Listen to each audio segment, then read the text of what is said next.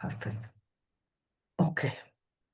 So Kealoha is very interested in these formulas for planetary pictures, not for midpoints, which is 3 planets, but for the other planetary pictures, which is 4 planets. A plus B minus C equal D. And in my presentation and teaching, and then it was fully fleshed out in this document, is what, 1 second. What we have here is Kealoha's, let me read the question first. So Kealoha is referring to a chart that is in that document, which you have. You all have that document.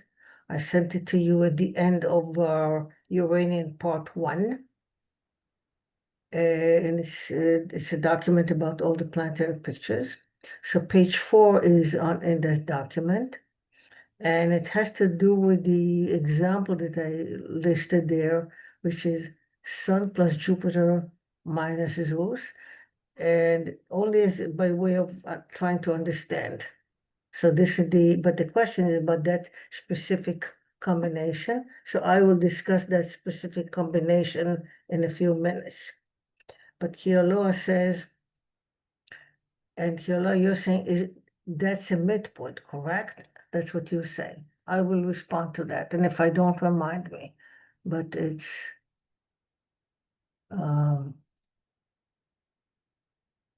part of the question and the answer. Okay. Now, Kealoha is saying that for me to get the value of this one, I believe that's the coordinate. I believe that the coordinates are based on absolute longitude, right? I will respond to that. However, if I want to know the position of the 4th planet on an abstract point, and this is the real question, not my specific example, position of the 4th planet on an abstract point, any point, in other words, not random at any point, all I need to consider is the A plus B minus C equal something. Is that correct? So these are technicalities, but I think I know you by now to some extent. So I think I see why you are saying the next thing. I wonder how much I can create, planetary pictures for events that satisfy my soul. And I think that's where it's coming from. I fully understand that.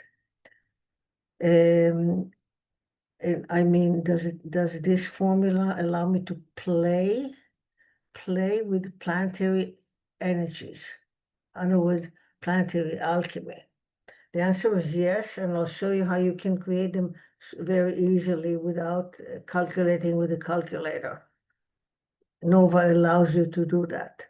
I will show you. I didn't see, these are technicalities that I did not include in my original or initial teaching because they're kind of not esoteric, but they're really far out. Not everybody wants to do that to that degree, to that minute level.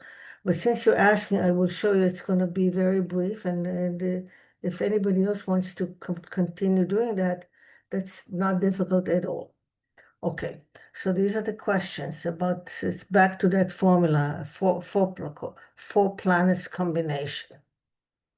So that's the question. And now we'll go to that page in the document that's mentioned. And this is the document, and you have it. And page 4 is the chart that I'm using is the actress Hedy Lamarr. Hedy Lamarr, I think you know her, you know the name, and I'm fascinated by her chart and how her life represented her chart, or how her chart represents her life, rather, her biography, because Hedy Lamarr is known for a lot more than just being a Hollywood icon and so on. So page 4 is right here, this one here. And the title here is Visuals on the 360 Dial, Reading the Sidebar. And the sidebar is the bottom here. This is the sidebar. And I highlighted, and yellow is referring to the purple highlight. And that is the 3-planet formula. And I say in my document and in the class, I said that the arrow is on Vulcanus. So the sidebar is always information about the place of the arrow. That is, if you click the tab, you see the tab top right, the tab of pointer. So click pointer, anything that appears in the sidebar is something that is indicated by the pointer. And the pointer is on Vulcanus. So the sidebar is where Vulcanus is participating in something. Are you okay so far with what I just said? Okay. You see, these things are so not complicated, but complex, technically complex. And you really have got to be this kind of an astrologer to enjoy the complexity. You've got to enjoy that by the precision of things. It's not difficult when it's visual. Precision is not difficult at all. It would be tons more difficult if we did not have the dial, if we did not have the visuals. Would be like, who wants to deal with that? But the visual makes all the difference. So I use this chart and this at this place of this pointer to show how the pointer completes Vulcanus completes a formula, and it involves Sun, Jupiter, and Zeus. And I use this formula and the view on the 360 dial to show that it's actually 2 sets of midpoints as a result. That Vulcanus completes A plus B minus C equal D. So Vulcanus is the D, the 4th planet. But bottom line is that we're looking at 2 sets of midpoints, or rather 2 sets of planets share the same midpoint. That's the idea. 2 sets of planets share the same midpoint, and when it's activated, both midpoints come into play. And that's when it's natally completed, when the formula is natally there. If by prediction a planet comes to that 4th place, then it's again fulfilled by that 4th planet. That's the idea. Now, so my response now is going to be purely technical, not interpretation, but technical. It's going to be brief, just to answer Kialoa's question about how to create such a formula, even if it's not here on the dial or anything. Because you can, in your mind, take these create such a formula that you would like, a formula meaning combination of planets, and you can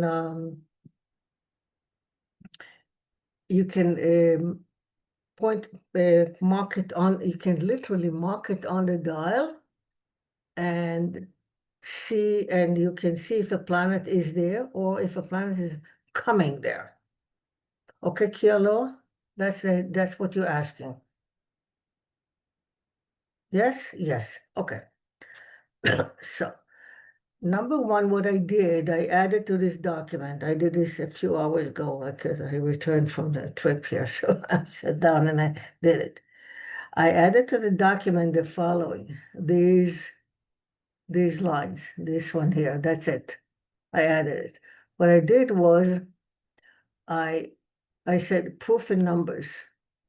In other words, what am I proving? I'm proving that Vulcanus is the planet D, the 4th formula, because solar nova gives you error or nova. So on the sidebar, you see Sun plus Jupiter minus Zeus. So in other words, this is already in the natal chart. We'll see how we can add it if it's not in the natal chart, but this is in the natal chart. So what I just did, I took the numbers literally and fleshed it out. Took my calculator and I did the following. I did that because I assumed that Keloa is asking how you can calculate it by hand, right? Now, I will show you that you do not need to do it by hand. You can do it with the arrow, beautiful with Nova. It will take a minute. But here, I just wanted to prove to myself as well, I have to admit, and to you, that it works no matter what, whether you do it by hand or whatever.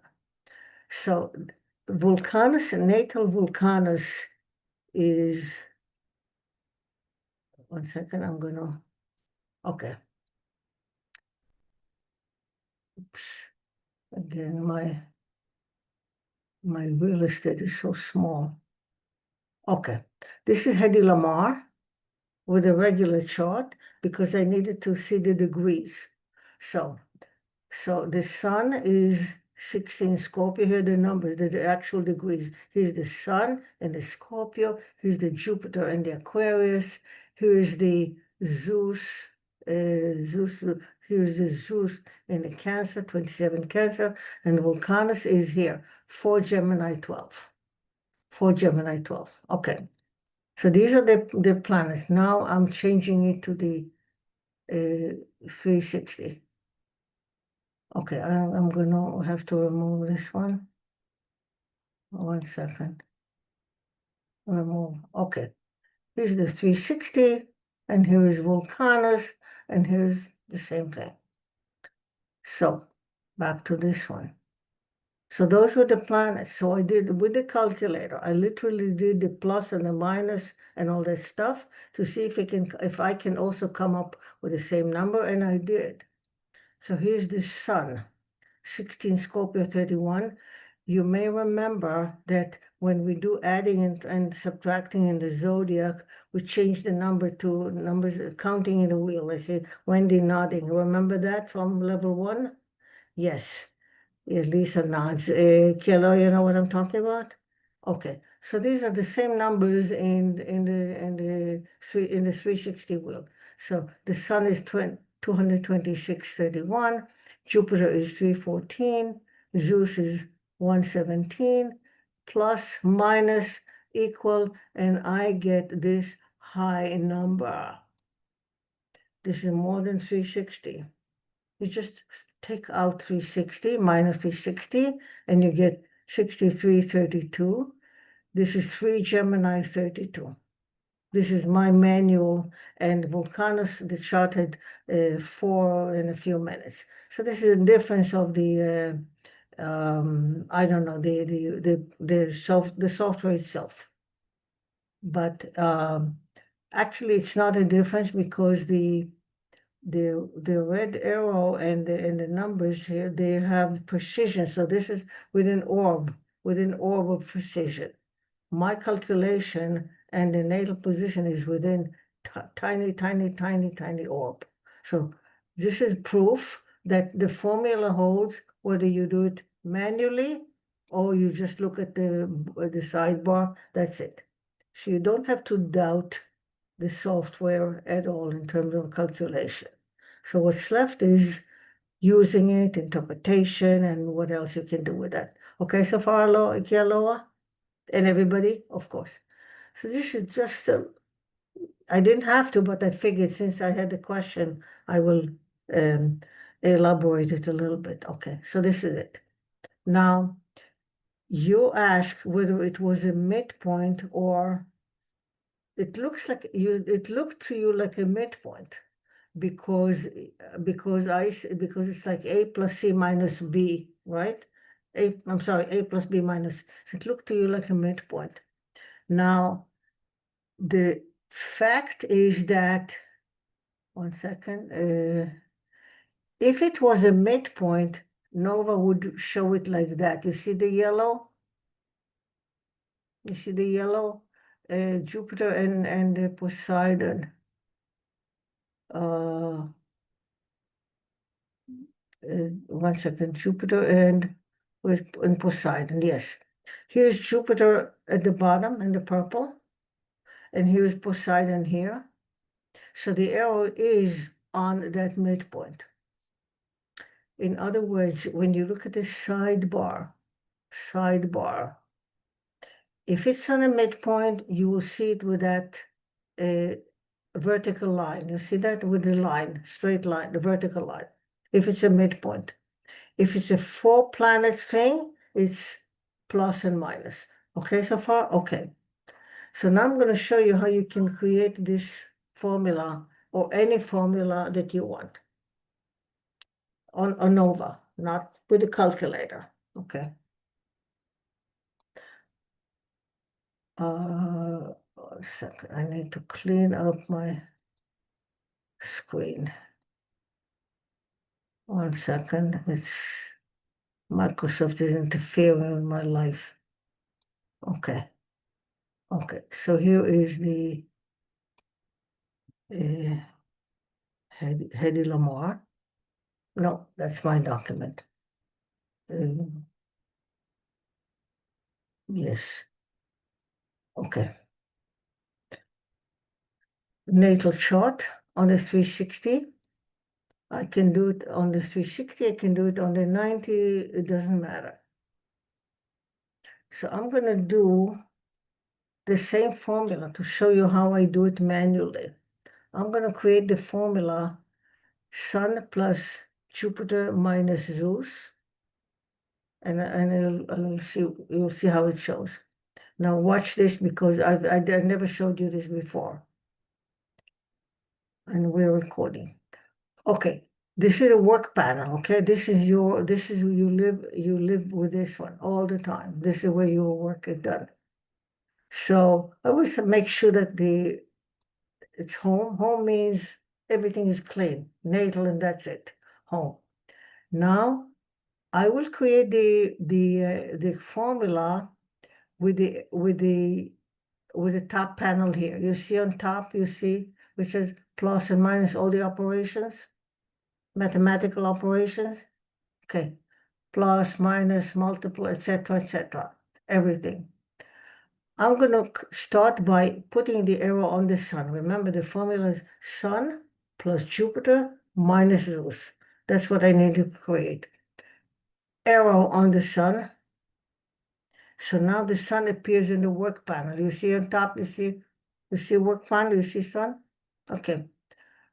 Plus, believe it or not, that's what I'm doing. Plus Jupiter, arrow on plus, arrow on Jupiter, and that is here, Jupiter. You see in the panel, you see already that you see plus. Now, minus our friend Zeus. And here's the formula on top, appearing. I click on add. Bingo. Do you see here? See Vulcanus? See tiny, the formula? It appeared on Vulcanus. The thing is that visually it changes the view of the wheel, so that I don't like that view because it's like, I don't like it.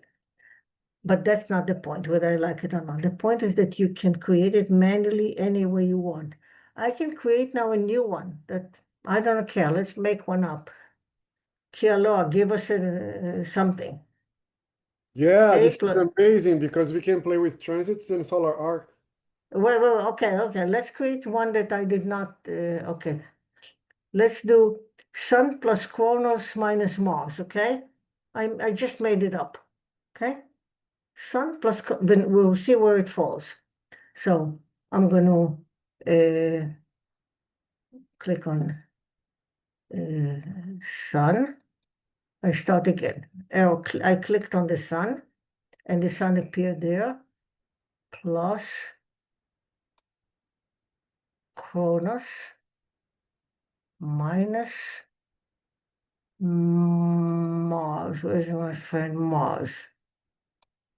Okay, so now I have in the window, I have Sun plus Kronos minus Mars. I'm going to do add, click on add, and it appeared here. You see here? Okay. It's not falling on the planet, it's just falling somewhere. I'm going to change the view to 90 degrees. It's going to be easier to see, okay? I'm going to change the view to 90. And we should still have that. Here is the one we started with, Sun plus Jupiter minus Zeus, which is right here next to Vulcanus. And here's the one I just created, Sun plus Cronus minus Mars. And now I can see if it gets any transits, progressions, whatever, because now it's a point on the dial, like all the other points, okay? So I can run, let's say, solar arc. I'm clicking on solar arc. And did it keep those points? It did not. Yuck. But we can do something else. It did not keep those points that I created. So back to home. Back to these, let's say, let's do the one I just created. Okay, one more time. Sun plus, and I have one more trick in this, and then we're done. Plus Cronus minus Mars, add. Show formula, okay. Ah, look at this one. Show formula. It gives me the other previous points. Okay, okay. So it's here. It's right here. So now I'm clicking. Now the arrow. I put the arrow on the new formula. Okay. Put the arrow on the new formula. So now we can do one more thing. 1 second. Yeah. Again, all these are technicalities that Nova has that are kind of fancy schmancy if you really want to do all these little details, okay? So Nova gives you all these little things that are really incredible that you don't get in regular software. So now that the arrow is somewhere, the arrow can be anywhere. I'll keep it on the new formula. I think there's a place where you can literally save it, but I don't remember at this point. You can save it and keep it. Okay, so arrow in the new formula. There's no planet there. And now I want to see if any solar arc is hitting it. There is a button here that says SA solar arc position off. You see what I'm pointing to? See the off? Okay, 1 second. So this, okay, Jill, Rosanna, Peter, you see the button here, off? Okay. If I click on the off, it will become on. It will be solar arc on, not off. And then it will show solar arc related, what's going on, solar arc related to the new formula. I think this is gonna work. I'm clicking on the off, now it's on. And now the arrow is a solar arc.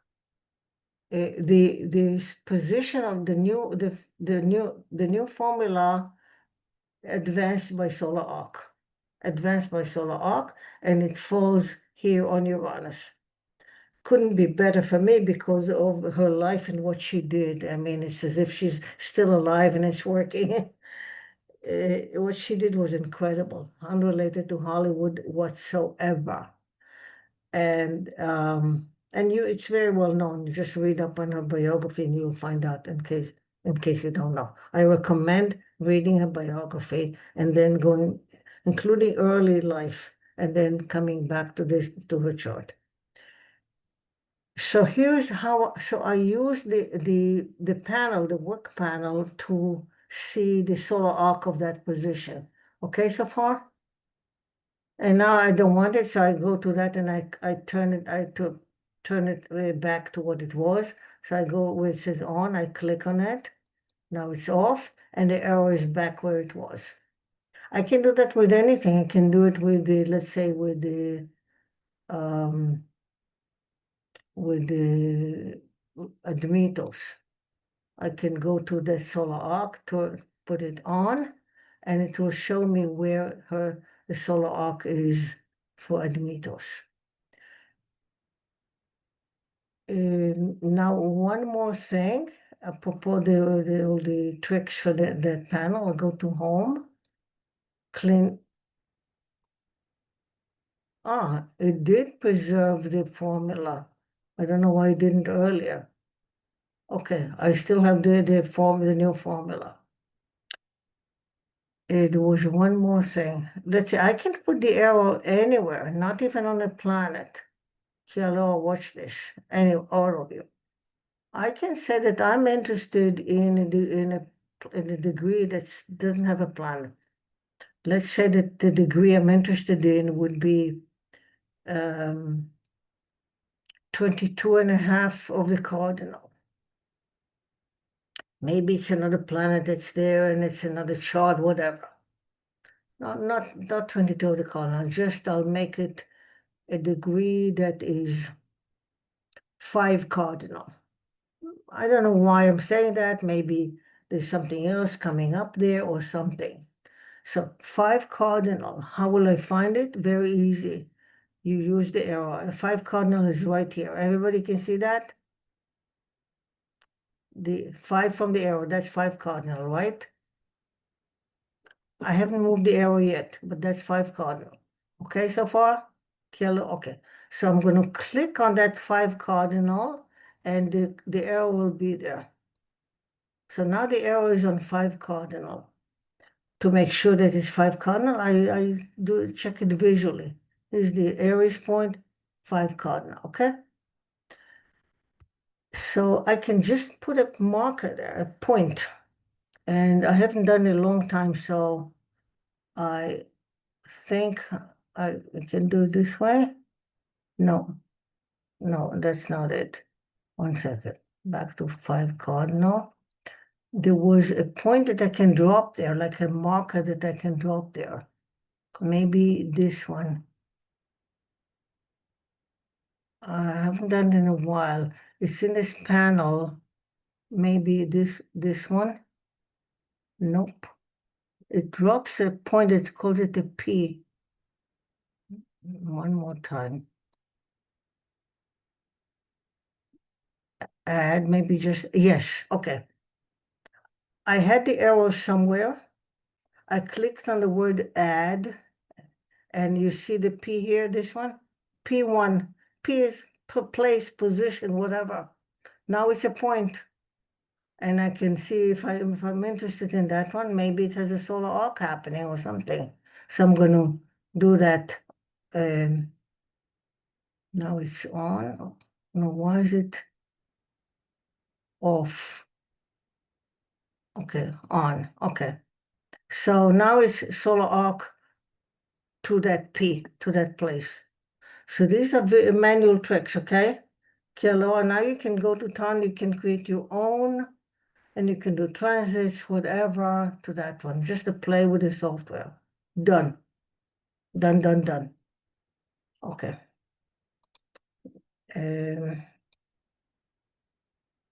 So this is the technicalities. And now what do I have next is, okay. Anybody has any more technical questions on the dial? And it doesn't have to be now. You can send them to me in the email and we'll address them some other time. Okay. I still say that for you to enjoy the Uranian system and to get value, real value out of it, not just real, everything is real, immediate value is to do the basics that I showed you, the basics. No more than that, because usually the values is always in the basics, in the big picture. Then you can add another one and another one and another one. But if you start adding the detail, many details, before you are comfortable with the big one, then you'll have big chaos in your head. Just get comfortable with the beginning. The 8 trans-Neptunian planets, do they make an aspect and midpoint? aspect and midpoints is your bread and butter. Bread and butter will give you a lot of mileage. Just aspects and midpoints on the 90-degree dial. Yes, I'm gonna always remember. You say you can paint a beautiful woman with one color. So that's Yes. I keep that one. I'm gonna pass forward. So by saying that, you are actually giving honoring my teacher. So thank you. Yes. Yeah, I remember saying that with charcoal, with black on white.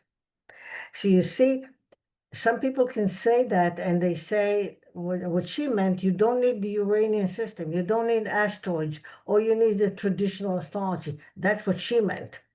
Because I was telling her about Uranian, she says, we don't need that. You can get a good reading from the fundamentals. But at this point in my life, I cannot live without Uranian. I just cannot. It's got to be there. So everybody has their own line where they draw the line.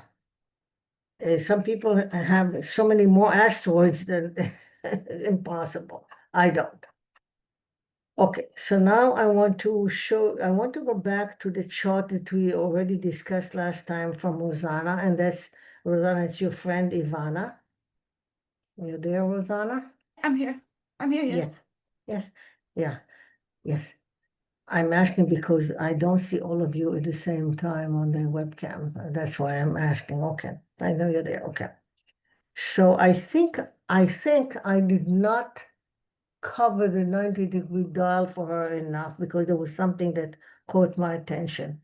So if I said it, you let me know, but I'm going to go there. So it's 1 second. Yes, right here. So the 4 charts are here. We discussed that. You remember, this is a friend, a woman who had a terrible car accident, and then she survived quite well, but she remained with the lifelong PTSD, with the fear of driving, and she cannot drive anymore. Another part of the story, I think we mentioned it, that her baby survived miraculously because she was going to take the baby with her to work and she didn't. So the baby was not in the car, stayed home. So that was miraculous event for the baby. She was going to take the baby in the car with her to work. She didn't. Someone else stayed home with the baby. And then she was the one in the car, and then she survived. So there are 2 miracles here. One is that the baby was not in the car, and the other one is she survived physically quite well, other than the mental problem for lifetime. Am I right, Rosanna? Am I Yes, describing it correctly? Okay. Correct, yes. So when I looked at that one, and we discussed it last time, that was on my mind, especially her own survival, because to be in the car like that and to go through that and still come up with relatively no injuries, that's amazing by itself. So that's what I focused on last time, and I kind of looked at the traditional view, and this is the traditional natal plus progression, solar arc, and transits. And we saw things. One of the things that we saw is the solar arc Mars at 3 Sagittarius, bottom right, is on the natal, is square the natal angles, because her midheaven 0 Sag, ascendant 2 Sag, so 3 Sag is just about those degrees. Actually, when you get this kind of proximity of degrees, like the Mars, to me, this is rectification. I would even rectify her chart to make the angle 3 degrees, not 2 degrees. You see what I'm saying? And the 3 degrees could be the midheaven, 3 instead of 0, or 3 on the Pisces on the ascendant. Either way, it's a Mars event. Are you with me so far? So you see, when you get to this level of working with astrology, especially events, this is especially when it comes to event. Rectification is never too far from your mind, never too far. Are you with me? So rectification is part and parcel of what we do. As a professional astrologer, you get a reading with these numbers, you immediately think, maybe I should rectify the chart. Or maybe I not should or could, maybe I could rectify the chart. If I wanted to do it, I would get from the person, I'd get more degree, more events in life, blah, blah, and I would do it. But I'm not doing it. But I'm showing you the possibilities. Always keep that in mind. A change of a couple of degrees is nothing because for birth time. You remember that the degree difference on the angle is 4 minutes in time. Remember that? Yeah. 4 minutes in time, especially if that difference is on the midheaven, because the midheaven has more precision than the ascendant. So that would be easy, but I would have to prove it to myself. I would get more events from that woman, etc. We're not doing it. But I had to say this because when looking at all the indications of that event, this one stands out. And it's very fitting, very suitable for the event, the accident. Are you with me? So when we look at events and we see planets doing something, we immediately think of how is that planet descriptive of the event? Descriptive. Mars is the most natural candidate for accidents. Agreed? I mean, there's nothing like that. Okay? Of course, it doesn't always have to be that, but since we know the story, this is the most prominent factor for that event, Mars, solar Mars. And you all also remember from our level 2, when it comes to predictive, I always say angles. You always have to have at least one angle involved in the event. Remember I said that? Jill, remember that, right? Right. LPs, of course, Wendy, of course, Yellow, I don't know, you didn't do that with me, but you know what I'm saying. Rosanna, of course. Yes. If I don't see an angle involved in an event, an important event, something is not right with me. I've got to see it. So here we have at least one angle. That's the natal midheaven and Mars, very suitable for that event. Other than that, I don't want to repeat this. I want to go to show you one other thing. And it's also all these are marked on the page with colors. Okay. Last time when I discussed it, I did not dwell at all. I remember I did not think at all about the baby that survived. I did not. I remember that I did not. But tonight I went back to the story and I said, wait a minute, what about the child that survived? And I said, okay, natal chart in the fifth house. She has the moon in Cancer in dignity with the North Node, and Cancer is on the cusp. So that's a good omen for good indication for the child. That's all I'm going to say. I'm not going to go any further than that. Rosanna, are you familiar with the child? The child is now an adult. Yes. Yes. Give us 2 sentences, describe the child and as an adult. She just graduated from dental school and she does not want to practice. Okay, so she's medical. Okay. Yeah. Okay. A child who survived by not being in a car. Yeah. Okay. But what got my attention, even before last time, when I first looked at the chart, what got my attention is the square between Neptune and Saturn. This one here, the square, natal square. And did I mention it at all in class? Rosanna, did I mention it? Maybe I did. Okay. No? You don't remember? Okay. I don't remember. Many of you have heard this from me a number of times. Saturn-Neptune combination can be chronic illness or chronic situation of any sort.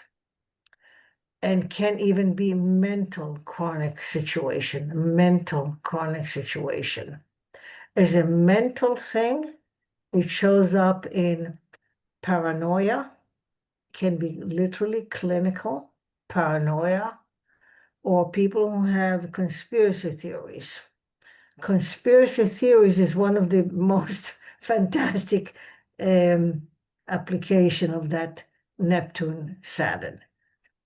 People who believe in conspiracy theories, it doesn't matter what it is, they love it. Every conspiracy theories, they embrace it, they follow it, they promote it, they talk about it, they love the secrecy of it. But conspiracy theory means that you're afraid of something or something is threatening, but you don't know what it is. You know it's there. It's in the dark. It's like the devil in the dark. That's why it's conspiracy theories. You don't see it, but you know it's there. Nobody can persuade you that it's not there. You're sure it's there. So this can be a real mental issue as a result. And I've seen it up close and personal in the life of someone I knew extremely well for 25 years at least. And I could see, and the guy had this big Peace Grand Cross with these planets on and on and on. And conspiracy theories were his favorite topic. And that was when he was well. And then he became unwell mentally, and because it's dementia, it was beginning of dementia. And those conspiracy theories became real paranoia with people in the family and all that stuff, even myself. It was not pleasant experience. So this is what I can tell you in a nutshell about Saturn-Neptune.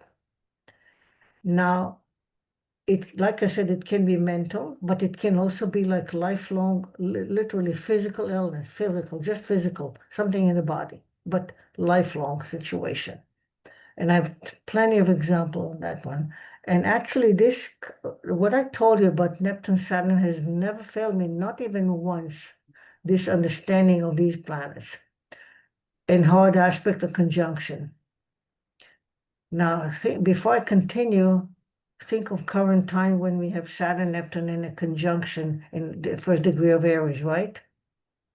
And when you go online and you see what all the rest of the astrological world says about it, oh my God, all sorts of nonsense. Not all of it is nonsense, but some of it is nonsense. I forgot I was going to go to YouTube and make a collection of that and show you. I haven't done it yet. You know what I say about this current conjunction? That if you have a child and the child has to go to, you have to decide which school the child will go to. Send them to a medical school, because all the babies that are born now with this conjunction, they will need a good doctor. I'm telling you. So if you're in the medical profession, you're going to have a lot of work when these children grow up, because Saturn Neptune is what I told you, plus Saturn in Aries is instability, plus Saturn in Aries can be injuries to the head or migraines or issues with the head. All of it is medical. And when you have medical, you need a good doctor. So send your child to medical school, they'll have a lot of work. And you'll have good retirement. They support you because they'll make a lot of money. This is how I do mundane astrology, etc. So that's apropos current. But back to Ivana. So Ivana has that in the natal chart, and Saturn is in the 12th house, and Neptune is in the 9th house. So the fact that Saturn is in the 12th house already gives you a pause because it's 12th house. Now I want to show you this lady on the dial, and this is where it really clinches the story.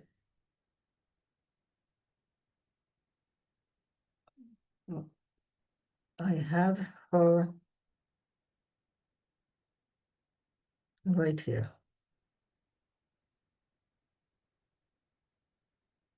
And this is Ivana.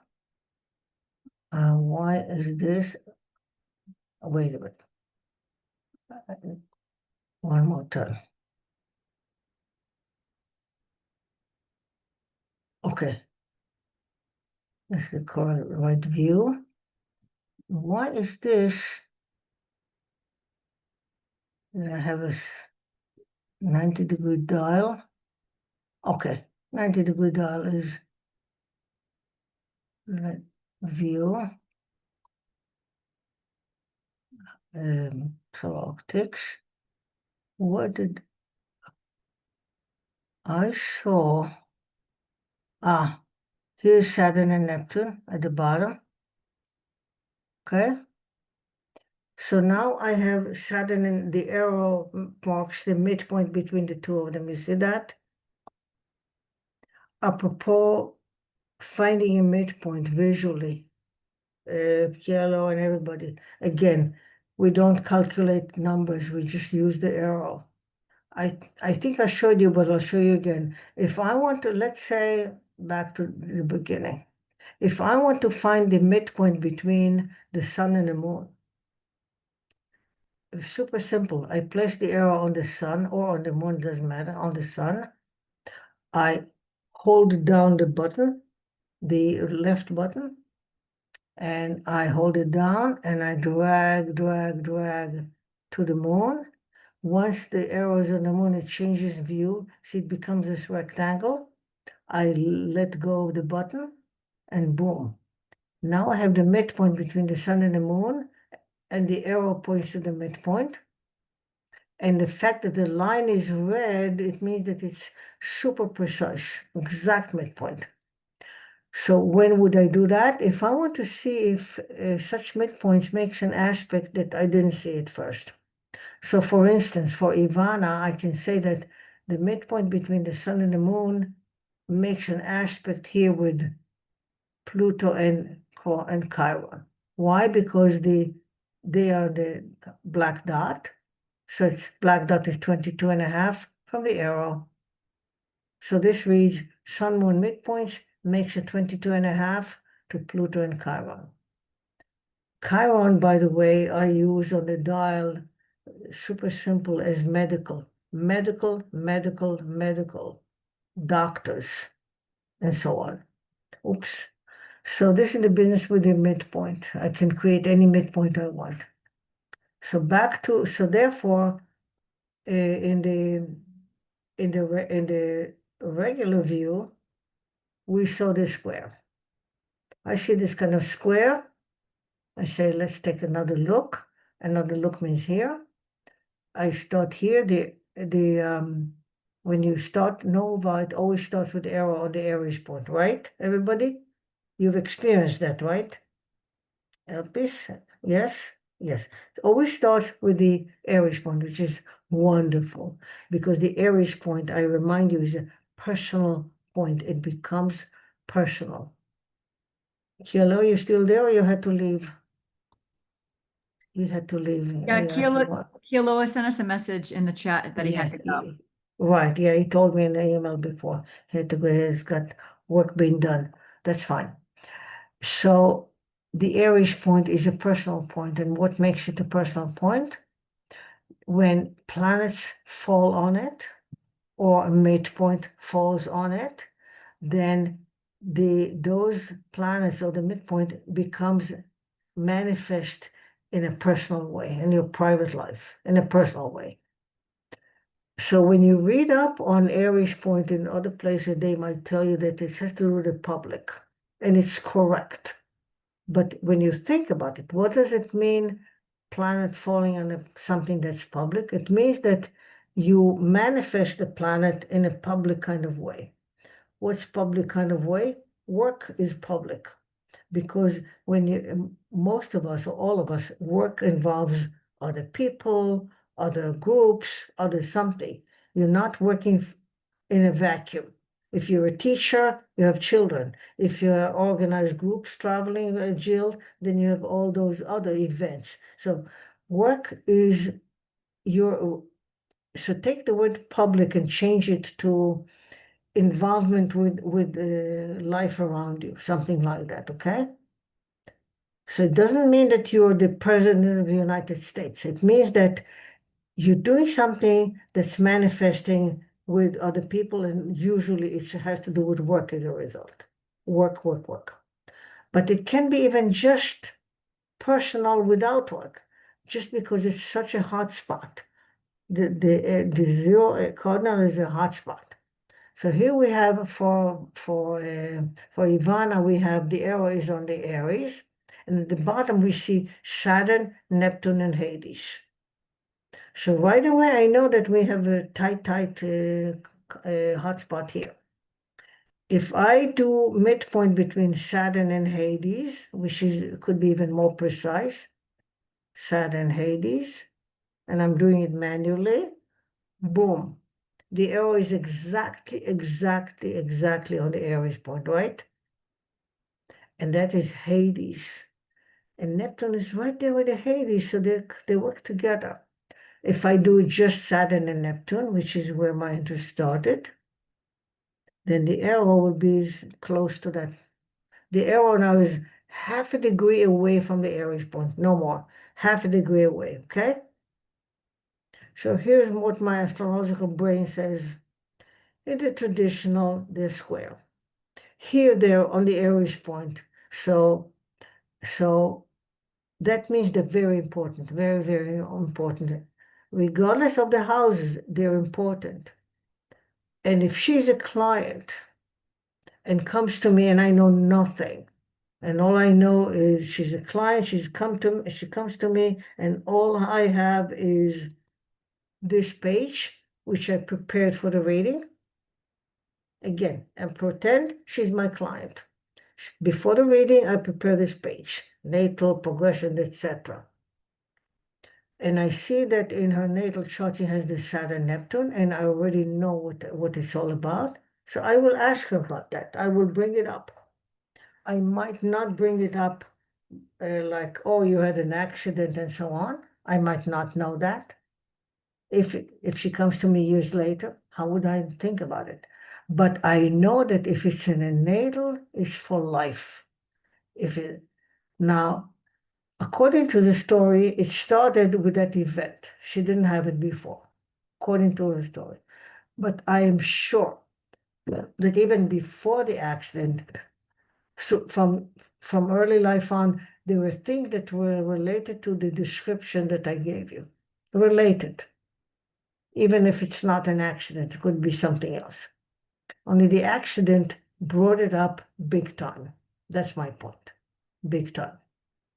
So I would have asked about chronic illness, about this, that, and I would say, I would not use the word paranoia. That does sound terrible, but I would say something along these lines to flesh it out.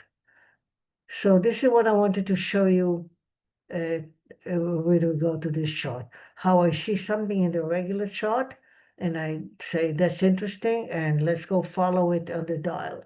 It's like a follow-up. The dial is really like more of a follow-up that gives you more details.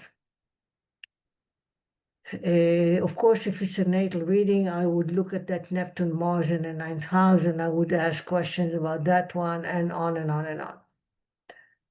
Which I'm not going to do now. We're not doing a complete analysis of this chart, just that event. That's all. I want to go back to the dial for a few, for this lady, and that's it. The dial, right here. Okay. So far I dwelt on the Saturn, Neptune, etc. Before I continue, any questions or comments on what I just said? Okay. But you saw my point. My point was Saturn, Neptune, what it's all about in a regular chart. And I urge you to think about it when you see, you'll see you'll see that. It's not an uncommon aspect because you can have a conjunction, you can have a square. And if you don't see it in the traditional view, and you come to the dial and they will show up as a sesquiquadrate or semi-square, you need to think about it. The fact that you don't see it in the traditional only on the dial does not mean it doesn't work. It means that you don't see it there, that's all. So if I see something on the dial that's not in the traditional, it means that it's in their life, but you didn't see it. And I'll show you one example of it later, another example later. So while we have this lady on the view, and Rosanna, you know her very well, then I'll play with that a little bit, and that's it. Just to play a little. And I call this play. I love to play because that's it's like an adventure to me. To me, working with the dial is like an adventure. What else can I see? So it always starts with the Aries, as always. And I start and I say, okay, she's got Pluto, Jupiter on the Aries point exact. I'm not going to interpret every little thing, but anything that gets my attention, I will ask Rosanna for more detail. So that's what I'm about to do. Just play. So I say, okay, she's got on the Aries, without doing anything, Pluto, Chiron here, and Jupiter here. It's a midpoint on the Aries point. Anything on the Aries is important, but Jupiter Pluto is not terribly personal combination, so I'm going to leave it alone. It's interesting, but it's not terribly personal. Leave it alone. We have the asteroid Pallas and Vulcanus. I don't want to do that. I need to pick and choose. Okay. But you remember what we said about the asteroids, right? All four of them, right? Did I cover Vesta with you? I'm not sure. Did I do all four of them? Good, okay. So if I wanted to do here Pallas and Vulcanus, I would combine in my mind the keywords for the two of them. I would combine the keywords for Vulcanus, which is the power to influence, the power, the physical power, and like strength, and on many levels can be physical strength or personal strength, personalities, and so on. And then I say that's Vulcanus. Then on the other side we have Pallas, and Pallas is the brainy one, the one that thinks, the one that can analyze, the one that can plan, the one that can the city planner, etc. But in my mind, I look at Pallas and Vulcanus, I say that's more of a personality thing, not necessarily career, but maybe it affects a career. That's all I'm going to say now. And Rosanna, I'm not even asking you, otherwise we'll spend too much time. But it comes into my thinking, and that's it. Other than that, I move the arrow. So I'll move the arrow to whatever, put it on Vulcanus. We see more midpoints, ascendant Mars, Vulcanus, that's interesting. I put it on Mercury. Mercury has Uranus, Mars. You know why this is interesting? Because in the solar octet I showed you earlier, Mercury also played a role in the traditional view. In the traditional view, Mercury had a role. We had something coming to Mercury as well. Okay. At the time of the accident. So now I'm saying Mercury and Mars, Uranus, which sometimes is accidents. So that gives me a pause. That gives me an idea. See what I'm saying? That Mercury is also part of the story. Yes, she went to school. She was going to work to teach. Okay. Let me continue a little bit. I'm poking around, no more. Because I'm not preparing for a reading for this woman. I'm just playing with it with you. Put the arrow on Cupido. Cupido is with Saturn and Uranus, and Venus and Vesta. We'll leave it alone. Put the arrow on Jupiter. Jupiter for her is with Ascendant and Cronus and midheaven here. And now we have a little story, which is a positive one. And Rosanna, you can mull it over in your head. I'm not going to ask too many questions about it, but her Jupiter is positively related to Ascendant and Cronus, and that's a good one. Anytime you see Cronus, it's a good thing, always a good thing. It's professional, it's getting to a higher position, it's a professionalism also, and it's high quality. Okay, so she must be a good teacher or something. How is she as a teacher? Now she's retired. She was elementary school teacher. I think she was good. Yeah, well, you can be good at any level. You can be good at kindergarten. It's not what you do, it's how you do it. Okay, and so on. So she's retired. Okay, so this gets my attention. This whole, because it's very tight to see here Poseidon and midheaven. See, arrow on Poseidon, on the other side, ascendant and midheaven. So this is also a spiritual person, very spiritual. Okay, this is the last thing I'm going to do. I said spiritual just because there's Poseidon on the one hand and on the other side, ascendant midheaven. You see that? You can see that, right? So now I'm preparing for this as a client. I see this Poseidon with ascendant midheaven, and I say, wait a minute, she's got Mercury and Neptune in the ninth house. I remember that, right? Natally, okay? Mars, I'm sorry, natally. This is natal. Natal. Not Mercury, but Neptune, ninth house. So now I can talk to her. She's my client. Now I can talk to her a lot about her spiritual life, about her relationship to her religion. You see what I'm saying? And people who have Neptune, ninth house, I like to describe them as people who go to alternative religions, alternative spiritual systems. That's correct. Tell me more. Tell us more. She grew up Catholic, but now she doesn't practice anything. So she looks into alternative healing modalities. Yes. Yep. Neptune is not the tradition. You can grow up Catholic, Jewish, it doesn't matter. You always look for something else. Mm. If you want an example of Neptune doing that, go to the chart of Bob Dylan, the singer Bob Dylan. We should do his chart one time. Unbelievable. The Neptune in his chart, what that does is uncanny. But back to Ivana.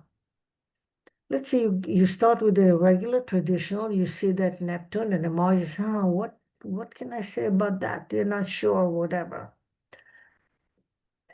But now I know what to say, but let's say in the past I was not always sure. But I know it's not right because Neptune in Scorpio is not so wonderful to begin with. It's with Mars, square the Saturn. So there is a whole story about her spirituality. Now, it doesn't matter that she grew up Catholic. It doesn't matter that she grew up in a family that went to church every Sunday. It doesn't matter. What matters is that the Neptune keeps coming up and always wants something different, something different, something different. And it's it's a lifetime quest. So when you're a child, one second, Rosanna, when you're a child, you follow the family and that's what it is. But it doesn't take long. You become a teenage with people with the thing about religion. As a teenager, you begin to be rebellious or something. You follow some other directions and you're curious about curiosity. So it's always there. It comes up. The ninth house is so rich in so many levels. Yes, Rosanna. So she was abandoned by the father. I mean, she has a brother and a sister, and I think they were around. She was around 3, 4 years old. The guy left, and they never heard from him again.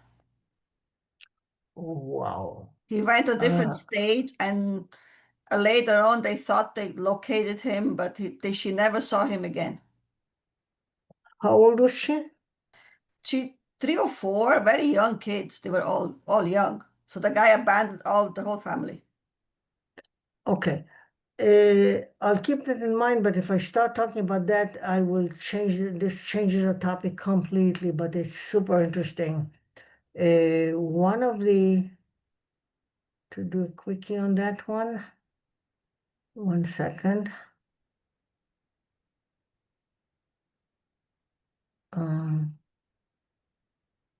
Yes, I have some thoughts, but I don't want to start. My thoughts again go to that Saturn, Neptune, that's part of the thoughts, but then my thoughts go to Venus and debility as well. Venus is the ruler of Taurus. And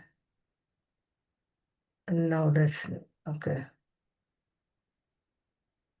And Mercury as well. Okay, I have some thought, but that's enough for now.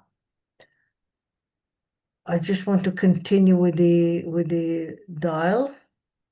And again, I don't kill myself over these things. I go to what shows up. You see what I'm saying?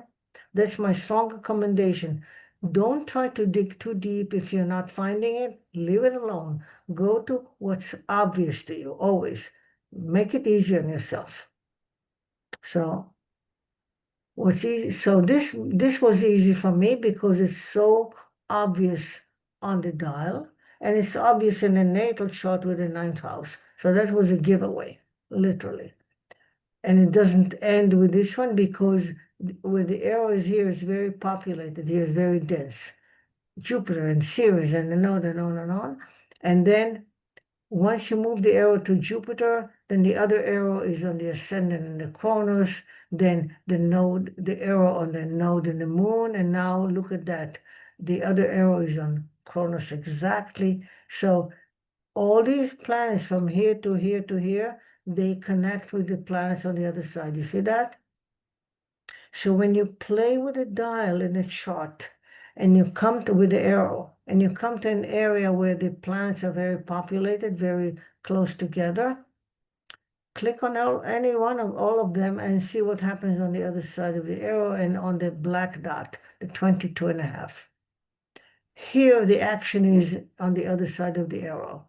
The black dot is not involved. Now, let's talk for a minute about the moon and the node. It's very tight.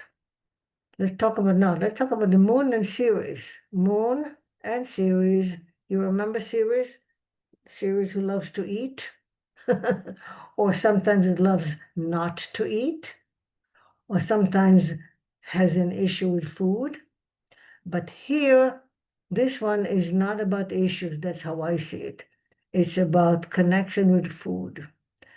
And we remember that her natal chart has a moon in Cancer. So here's the regular view. Is she a cook or something? Does she love to cook or eat or the children? She Any- cooks. She cooks. She cooks. Well, most people cook. But sometimes when Ceres is strong, then cooking is more than just cooking. So is it any specialty in her life in any way? No, she just makes food and invites people over. Yes. Thank you. Invites people over. That's good. You see what I'm saying? It's not just food to eat and when you're hungry. It's beyond that. Invites people over. That's the node. The node is the connection. So it's the food connection. You see what I'm saying? The food connection. If she is my client, I could take this topic to a whole other level. The food connection. You see what I'm saying? I would be talking about the fifth house. The fifth house is also a place where you enjoy festivities, enjoy dinners and event and public and entertainment events and so on. So she has. Why are you smiling? Oh, the house is always full of people. Thank you It's very like a much. hotel. Everybody goes there to eat and stay over, and yeah, it's. Look what just happened between me and Rosanna. Just look at it. This is like Rosanna is now representing the client, okay? So as if Rosanna is Ivana, okay? Rosanna, you're Ivana.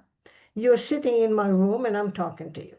And you're my client. And I'm saying, I see in your chart the connection with food and apparently it's very important in your life and so on. And then you would say, oh, I'm not too sure, yeah, I cook. But then the astrologer, I don't leave it alone because I know there's more.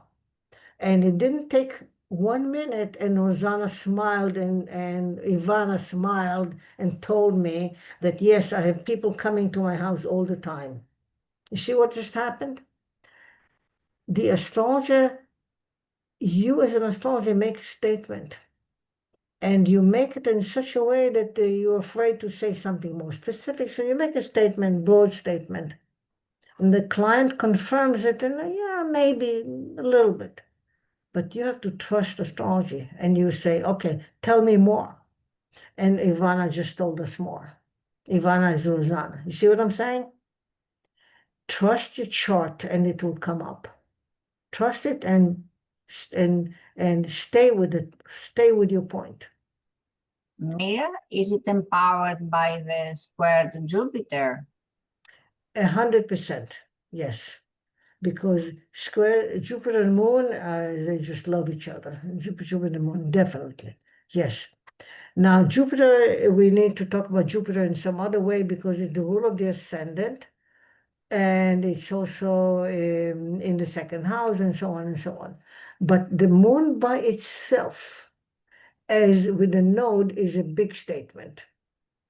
And the moon in Cancer, we know that. So, yes, food is important in the life of the Cancerian moon or sun, especially the moon, will say, and the ascendant. And here it was confirmed big time with on the dial. So of course I would interpret that. Even if, hold on. Oh, air conditioning, yes.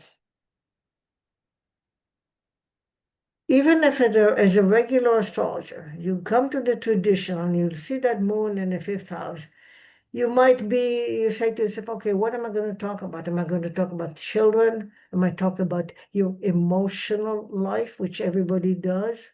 And I never start from there at all. So some people might stop at that level, stop at the interpretation, but if I go to the dial and I see what I see with series, I know I'm going to go back to the moon and say more things about it because I trust the asteroid series. It's about trust the information. If you're not sure, if you're not confident, you say, I don't know if I should say it, maybe it's not, You're not confident, you don't say it, you can miss out. But you learn like I did.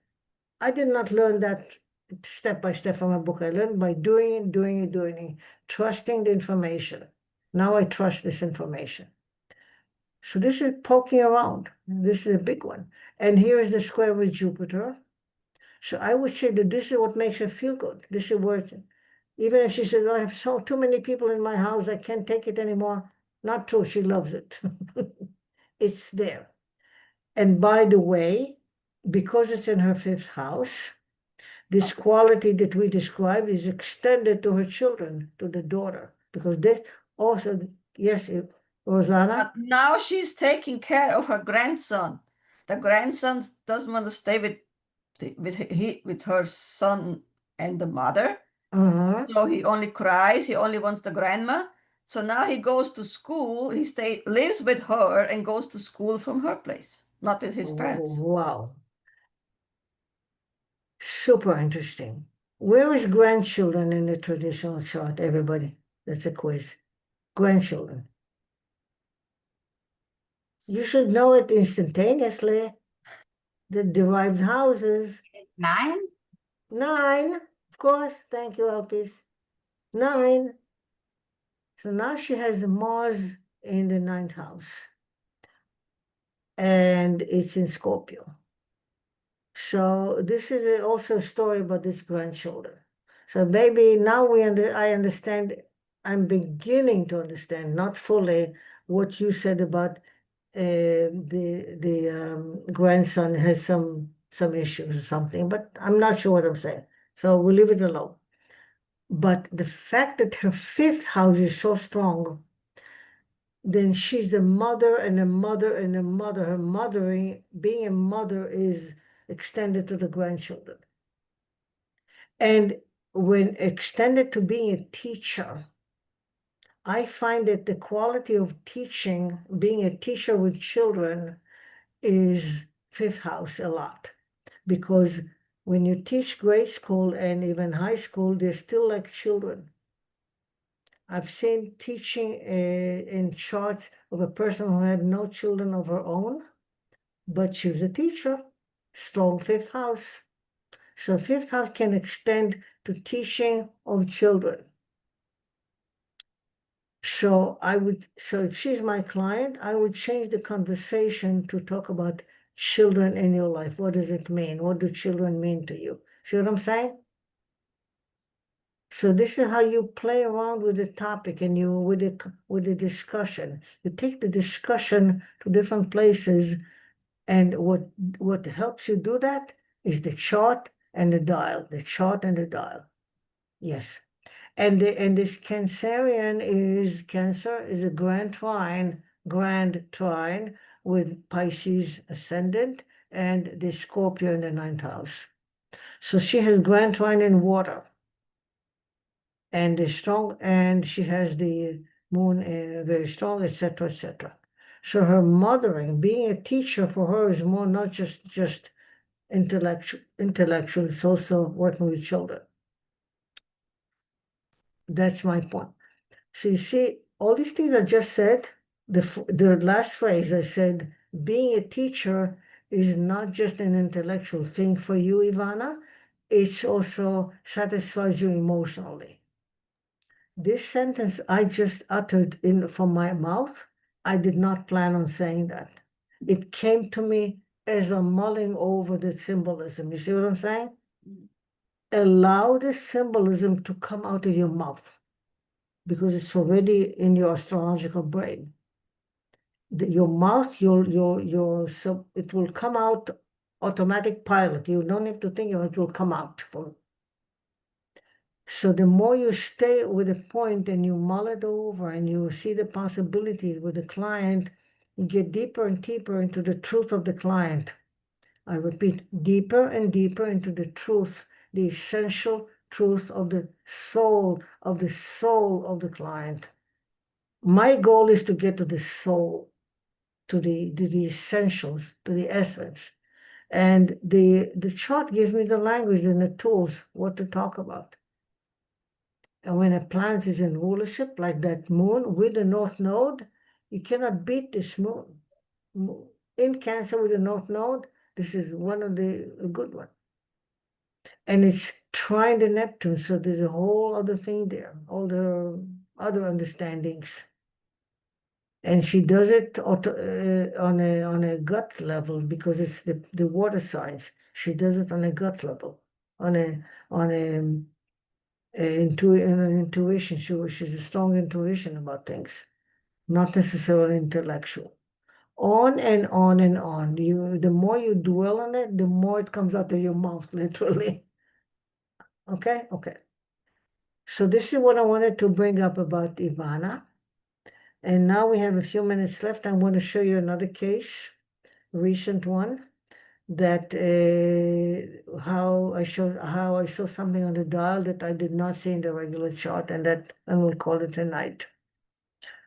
After that, next time, I still owe you how to do all these midpointing stuff on solar fire, just because I promised.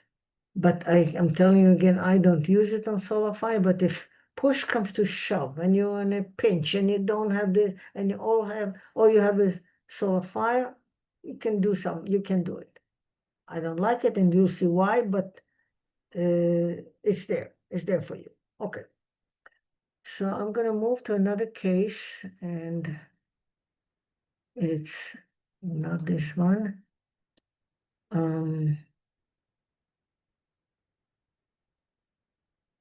Okay, I'll use this one. Okay. This is a chart. Normally, when I start showing you something, I show you in the chart on solar fire. But I have no choice. I have to show it to you here. The regular, the traditional. I say I have no choice because this is a client and I have to, and I don't, here I abbreviated the name so you cannot see the name. But in the Solify, I have it with a full name so I can not show it to you. So I'm showing it to you. So what we have here is a natal chart, the traditional view, okay? But I'm going to clean it up so it will look more like the traditional. I'm going to remove the asteroids and all the other stuff, and then we'll put them back.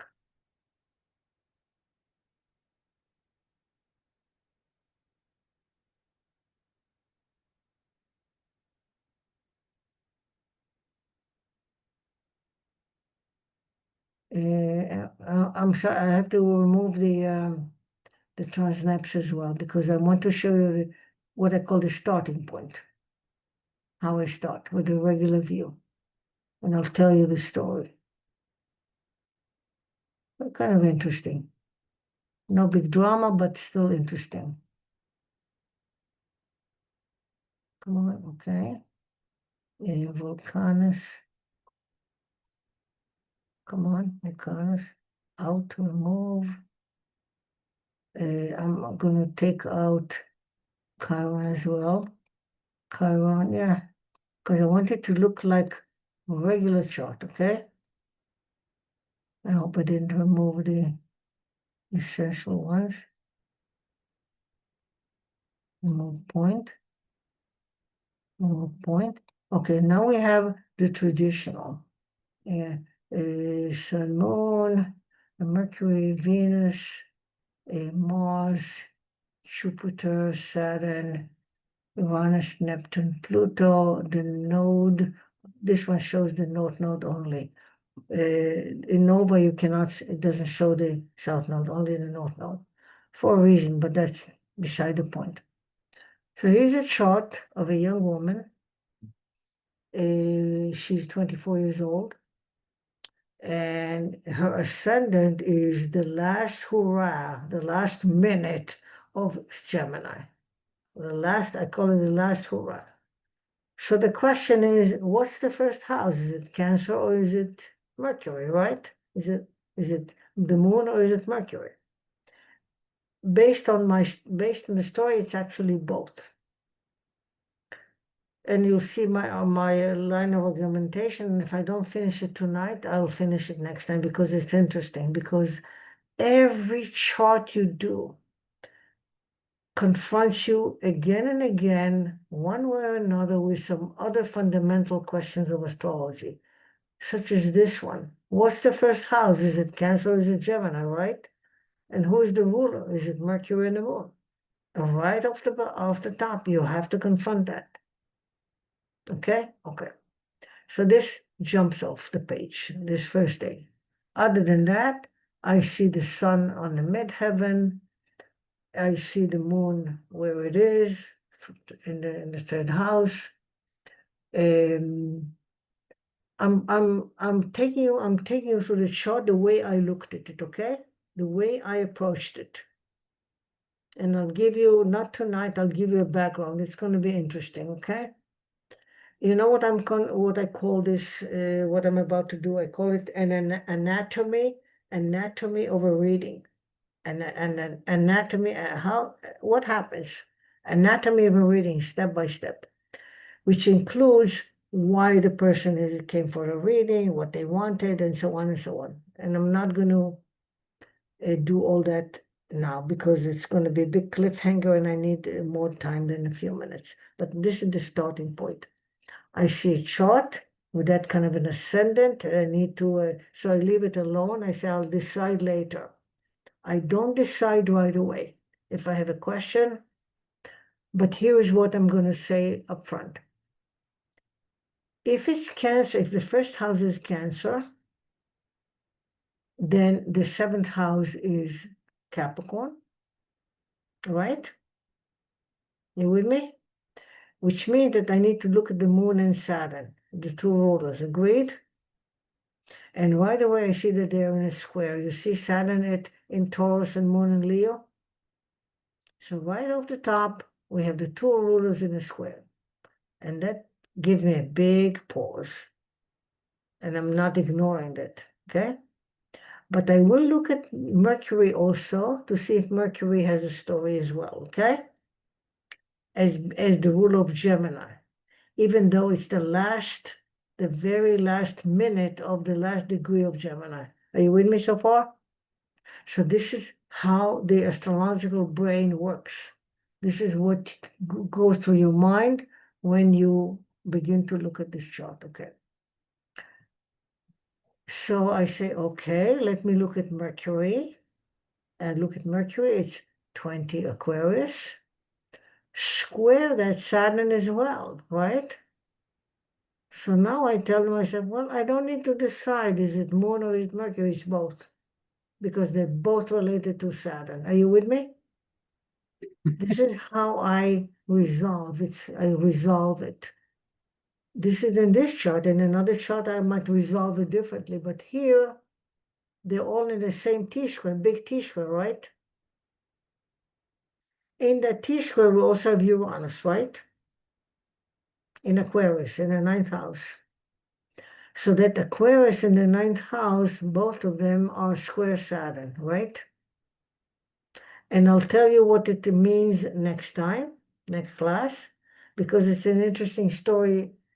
Interesting as a consulting astrologer, like someone comes to you with a specific question, how do you handle that? So you'll find it interesting, and I'm still mulling it over. By the way, this reading is 1 week old. I just read for this person last week, a few days ago, a week ago, okay? First time ever. So I'll take you through what I call anatomy. I'll give you the background, the initial information I had, on and on. It's fascinating stuff. But so what I covered so far is only the discussion on what is the 1st house and the 7th house. And I can tell you already that it's about relationship big time. The topic is going to be relationship big time. So you see where that's the outline. This is the setup. This is where we start from. Okay, to be continued. Send me if you have any more interesting charts. We have 2 more meetings. So not much time, but we can squeeze in as much as we can, okay? So if you have any more interesting stories, plus an event, send it my way. Okay? Thank you. Thank you, Thank you. Meira. Night. Night. Bye. Oh.